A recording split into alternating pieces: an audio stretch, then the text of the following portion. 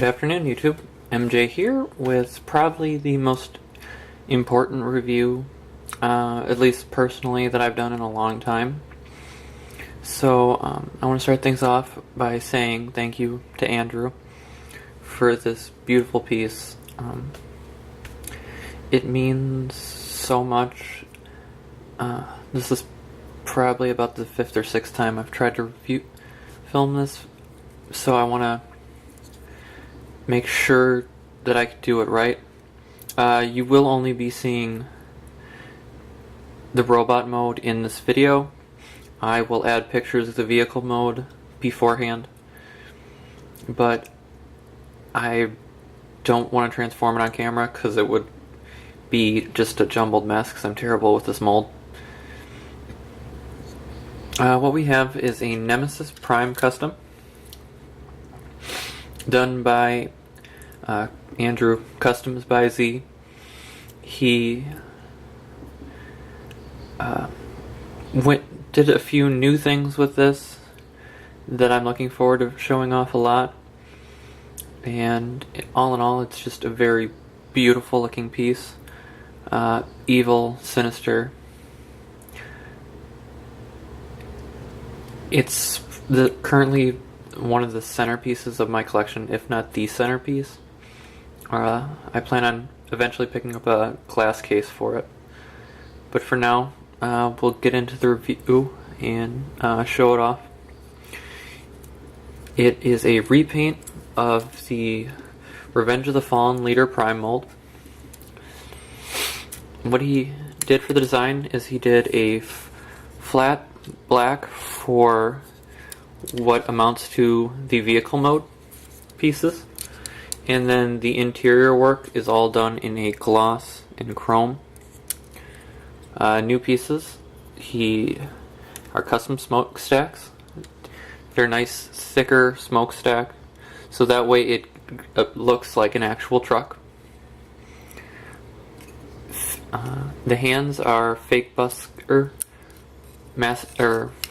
prime hands, done again with that nice chrome finish. As you can see, he did coppers, blue and red wiring, in the silver all throughout. Some nice teal, aqua blue headlightings, wiring all through the crotch piece, the side walls, new custom sculpted abs, which I will show this off, are magnetically in there. So for transformation, they come out via magnet. At least I hope so. And yeah, and not that I broke it. Put that back in. He detailed everything throughout the entirety of this figure. There's nothing missing that he avoided detail. And what I will point out is, even though it looks like a traditional Prime face, it is a custom head casting, which I will show off the features of in a second. All in all, he's just generally beautiful. Set him back for now. Accessories for him. He does stand just like any other version of the mold. It's a very lopsided. I need to level my shelf. He did come with a custom gun throughout. I can make a few comments. It is just a very nice big effing gun that does have an LED light. Push in button, light her up. For holding it, because it doesn't use the traditional 5mm clip, it slides in around his hand, and then the hand guard here slides in over to hold it in on the outside. position the fingers because they are fully articulated because of the fake Wesker hands, and he holds it perfectly. And it just looks really sweet for a good blast somebody to Kingdom Come look.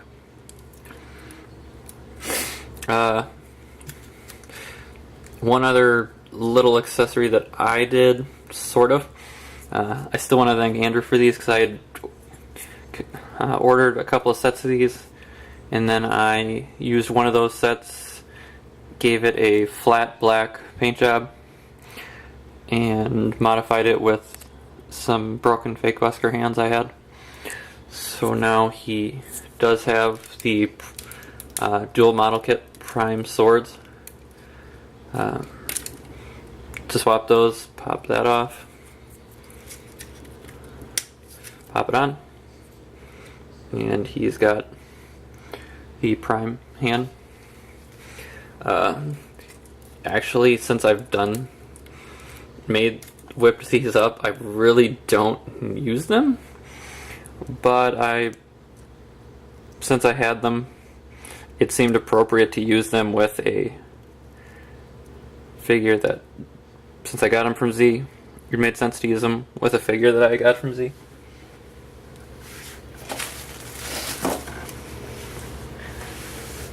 Sorry about that. I popped a finger off the hands. They are individually ball jointed, so they do just pop in and out. Now, for the grand finale shot, turn off one of the lights, start dimming things. Now if you come around to the back side, first off, this would be a good chance to point out he did do a black chrome on the tanker gas tanks. Now where would normally be a light and sound action got replaced with just a switch. So I'll push that in, flip down the backpack, flip it back up. I know it actually condenses down. I just generally prefer that look for it. And we'll rotate him around and get a very nice shot. Turn off the rest of my lights.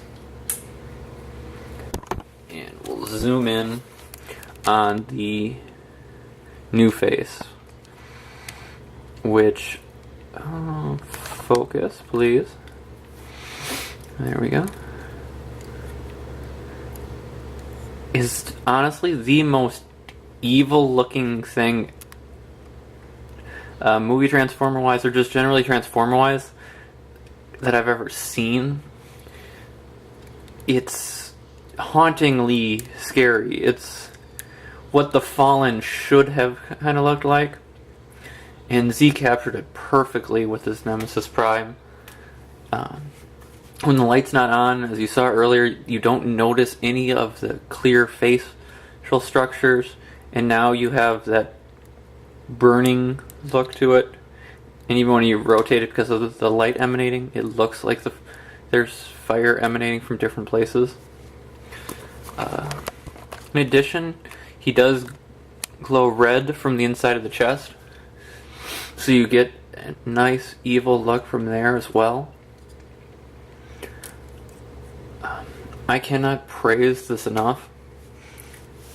His paintwork is by far some of the most immaculate I've ever seen.